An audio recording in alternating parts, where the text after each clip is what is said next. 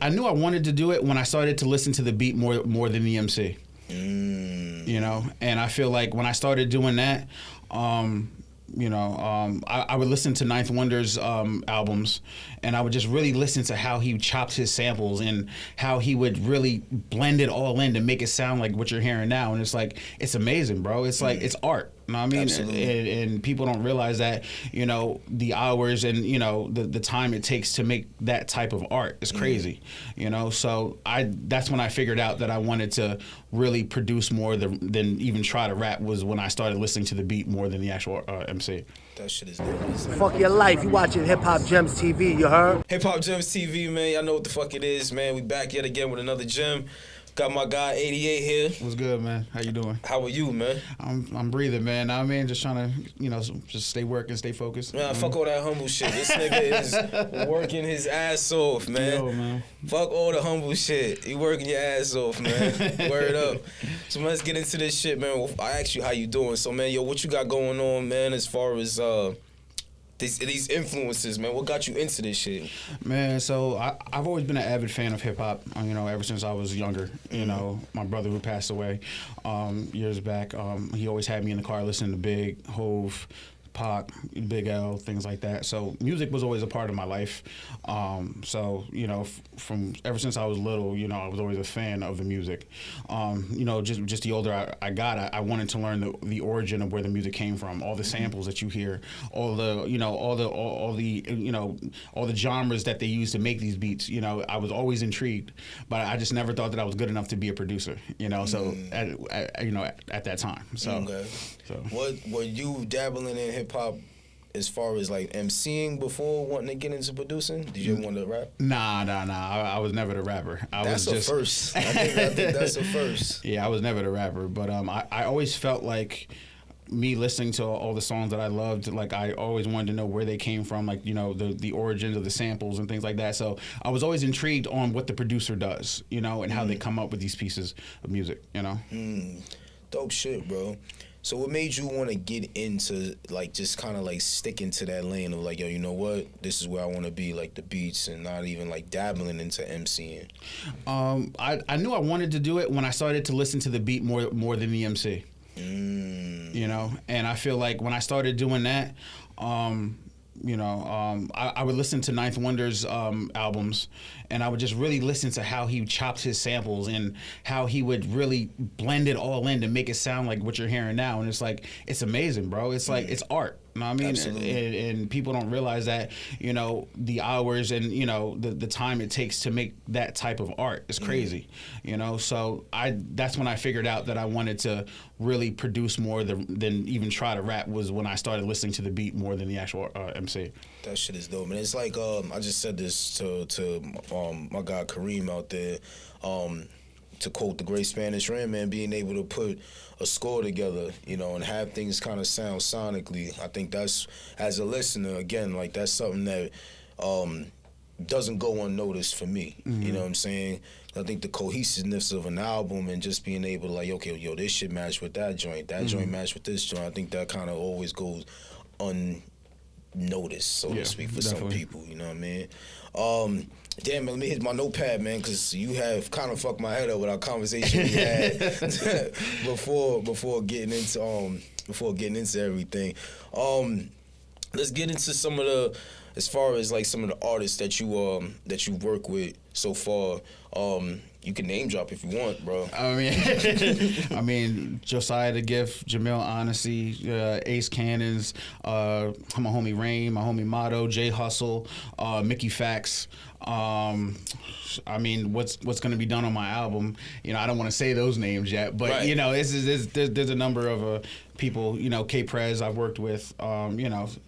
It's just, you know, I'm just very blessed to be in this space in such a short amount of time. And working with a lot of notable fucking names, man, along that whole NY, Jersey, that whole kind of like, that whole circuit right there, man. Yeah, what made you want to kind of tap into like working with that part and not just kind of like anybody else? Because to keep it 100, I hate the radio, and I'm going to tell you why. Whenever my phone dies or, you know, whatever, I'd rather ride in silence than listen to what's going on the radio. and that's real. That's real shit. Why is that? I just can't.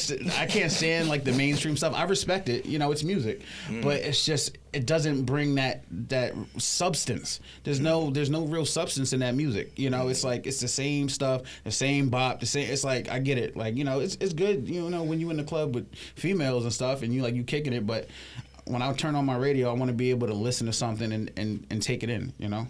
So I feel like those names that I named, they talk. You know what I mean? They really, you know, they really rap about real life stuff, you know? Absolutely. You know, so. And I think what's well shit, nigga, I'm gonna add to that. Being able to talk about things with substance is definitely not something that we're gonna hear on the radio. But in the scene that we're in, it's there. You know, the artists that are kicking that shit. You know, the ones we named, the names who didn't get named, but everyone out there is they talking, brother. They talking. You know what I'm saying? This next project of yours, and we're not going to get too much into it, but was this going to be a debut? Yes, this is my first album, so, you know, your first impression's got to be everything. Okay, so this is about to be like your baby. Yeah, this one is going to be, you know, my introduction to the game. Okay. It's called the LCI Project. It's named after my aunt who passed away from cancer. Her name is Linda Carroll Ireland, so LCI Project. You know, she was like my second mother. She helped raise me along with my mother. Wow. So this whole project is dedicated to her. She's actually the album cover is a picture of her. So this has to shake the room. It can't not. So, you know, that's why, you know, she gets the baby, like, know what I mean? So fire, brother. Well, rest in peace to Auntie, but that right there is fire, man. The whole concept behind it. How many tracks are we getting? Say about 12. Perfect. All right, I ain't gonna ask you no more about that. I'm gonna say about 12. I only got one more question though. What do we get? Are we gonna get like an album release party, courtesy of Coach? Yo, listen, the whole Coach album is curated by Coach the God. All right, so then, all right, cool. The illest, know what I mean? Yeah. Shout out to so the squad. if he's curating the whole shit, then I would hope, Coach, we about to get a sorry. That's how true that shit is. I would hope we about to get a whole album release party. Or album release party for my guy 88 here, man. Man, listen, man, it's like he had his hands in all this, and trust me, Coach don't put out no bullshit. So when I send him something, he'll tell me, Trav, nah, that ain't it, or he'll tell me, Trav, that's a smoker, bro. Know what I mean? So. How did y'all meet? So I met him through Jamil. So Jamil, honestly, shout out to Jamil. That's the bro, man. Shout out to Black House. Black House is a squad. Absolutely. You know what I mean?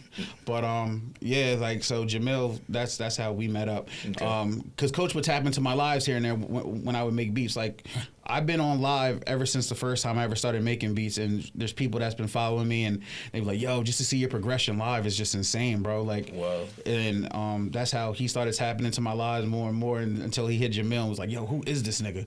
And I was like, "Yo, man, I didn't even know you was tapped in like that." And that's how it happened. You know, we had a talk, and he was like, "Yo, man, I'm trying to work with you and bring you to the table." And I'm like, "Say less," So thankful for that. That's a good guy right there, man. Yeah, Coach is the illest. Just hearing that shit just put a big ass smile on my face. Shout out to Coach. Coach is the illest, man. Yeah, he's the dopest, man.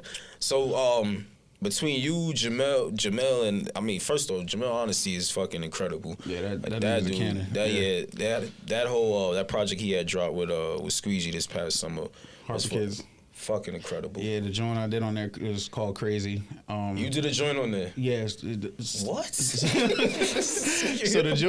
the joint on there called Crazy. That's the joint that I produced. What? Yeah. So it was a whole project from top to bottom. The whole project is insane, bro. And then to hear you did a joint on there. Yeah, man. Like it's been a dope first year, like just being able to be on projects that, like, even being on Josiah's double disc project, Mightier Than the Sword was one of the illest projects of the year. Like Harbor Kids and that joint was easily album of the year contenders, and I absolutely being on those projects, and especially doing the joint Pray For Me for Josiah.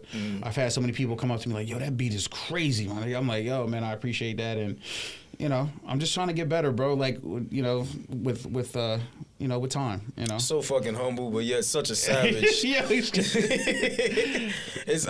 the truth, man. And I just think as a fan, just from watching and just being from tapped into what you've been doing, it's been incredible. And I think you got the great coach behind you to be able to kind of quarterback that whole thing, man. Always, man. How did you discover like the perfect sound for you?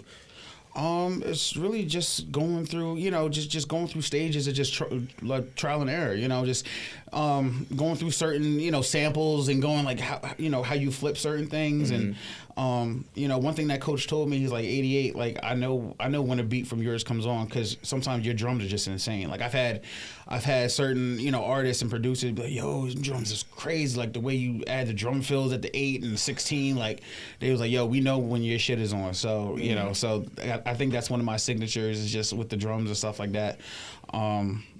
But yeah, man, it's just trial and error, just learning, certain things, and with your progression, you start learning different tips and tricks and things like that to make your production better, so. Fire, bro. How did you land on the name 88, by the way? All right, so I was born in 88, so that was really just the main part. That was that's it? Yeah, like 88, and then Bless Beats is, I've had people tell me like, yo, the way that you've made music in the first, year and some change, like you're truly blessed. Like, I don't see too many producers that sound like you after 10 years sounding like that. Like, so they were like, yo, you definitely blessed. So, that's how it started. Dope shit, bro. Give me a couple of names you would like to work with in the future in terms of like an 88 and maybe like a J Royale project. Or like a collab project. A collab project. Who are some names you would like to work with in this space? We're gonna keep it in this space. Obviously, I'm gonna start with the home base. Me and Jamil. Like Jamil's one of the illest MCs I've ever heard. So me being able to do a project for him. I mean, I know it's in-house, it's family shit, but just being able to do that would be crazy, I really have to sit, like I said, like that's a good question because, there's so many people, because you don't want to, I mean, shooting too high, that's never the case, but, there's certain artists that I look at, like a Ran or like, things like that, artists that you really like, that you really would want to work with, but it takes time, Right. So I don't want to, I'll give you, names, but it's like, between the Rans and the 38s and things like that, but, that's going to come with time, so. Well, shit, man, I see that coming. I don't see that shit. It's not far off at all.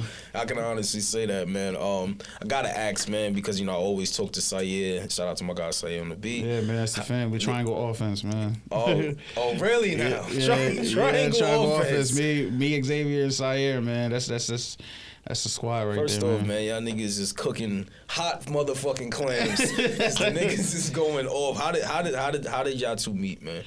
Sayer, I met from online, so I tapped into his stuff, and I would always reach out and like, yo, man, your shit crazy, and I was a fan first. Like I said, all the people that I work with in this space, I'm fans of. Like that's how it happens, yo. Like I feel like in this game, people don't want to tell you how good you're doing, and it's nasty because it's like, bro, if you, like I said, you killing shit, in your space. Appreciate you, and brother. it's like you tell your brothers, yo, man, you doing your thing, man, and people just don't want to do that. They don't want to look you in your face and tell you that you're doing well.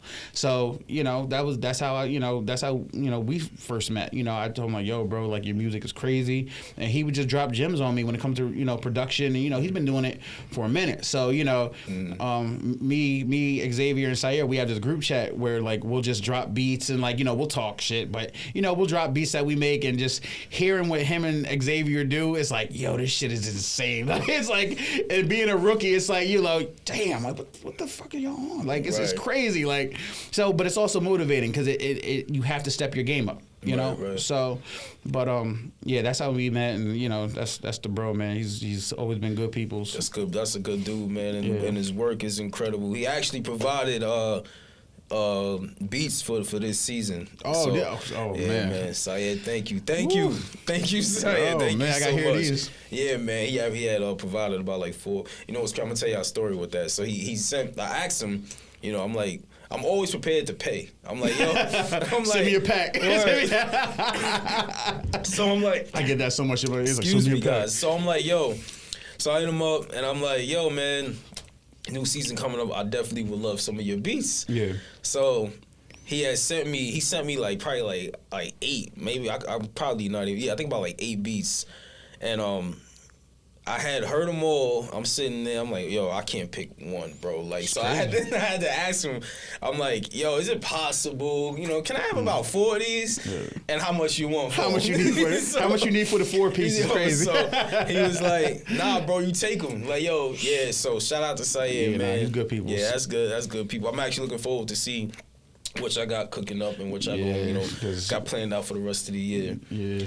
Dope shit, brother. So I gotta ask, I know you got the album coming out. Yep. What else can we expect from you this year in terms of, besides the album?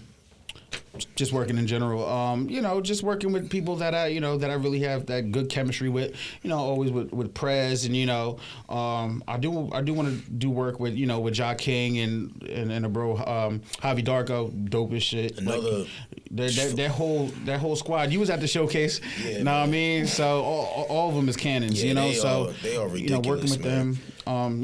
Jamil, Stacks, shout out to Stacks, Black House, Pure. Shout out to Pure and Ja King just killed it up at Shade 4-5. They went crazy up there. So it's like, I want to get these joints in with people that I really want to work with. And of course, Josiah and, hopefully, this year I do more work with, with Sub and Pro and Mickey, people that that I really like, so. So keeping it like in-house, but also out Yeah. So, yeah. 88, man. This is the part of the show, man, we give us a gem. Yeah, listen, man. I'm putting you on the spot, brother. Give the people a gem, man. I know you got something, brother. Man, listen, man. Whatever you do, if you love that shit, man, just don't stop, man. Like I said, I've been doing this for a year and a half.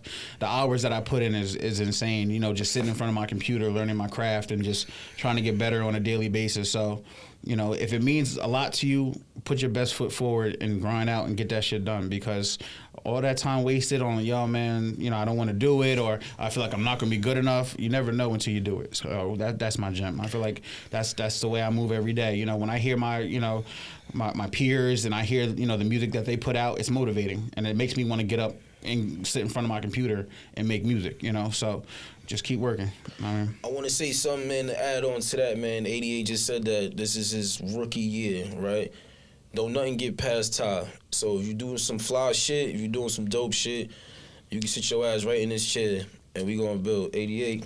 Appreciate you, man. Thank you, brother. Thank you for having me, man. Man. Dope platform, man. I appreciate you, man, and you keep working. Man. You know what I mean? I'm looking forward to all of that, because this nigga Beats is fire. I appreciate you, brother. Absolutely, nigga. And I'll be hitting you up for season 3 for a pack. HHGTV, man. Y'all know what it is. Ty, 88. We out of here.